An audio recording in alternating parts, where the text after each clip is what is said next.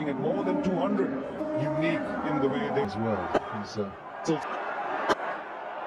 goes all the way. The new ball.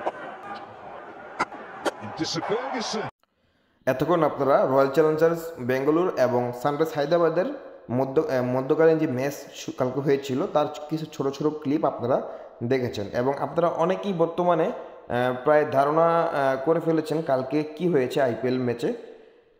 সত্য কথা বলতে গেলে সর্বকালের ইতিহাসের মধ্যে সবচেয়ে শ্রেষ্ঠ একটা ইতিহাস কালকে গড়ে তুললো সানরাইজ হায়দ্রাবাদের যে প্লেয়ারগুলো, তারা রয়্যাল চ্যালেঞ্জার্স বেঙ্গালুরুর বিপক্ষে 287 রানের একটি জোরালো ইনিংস আমাদেরকে উপহার দিয়েছে।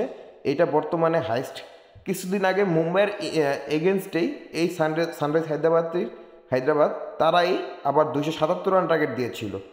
তো কালকে আমরা যারাই এই খেলাটা এনজয় করেছি তারা অবশ্যই অনেকে জানেন যে সানরাইজ হায়দ্রাবাদের এক ওপেনিং ব্যাটসম্যান ট্রাভিস হেড তিনি মাত্র 41 বলে 102 রান একটি জোরালো ইনিংস আমাদেরকে উপহার দেয়। আর এই ইনিংসের ধারাবাহিকতায় সানরাইজ হায়দ্রাবাদের টিমের সর্বমোট 20 ওভারে রান যোগ হয়েছে 286 রান। আবারও বলি 120 বলে তারা 286 রান করে ফেলে।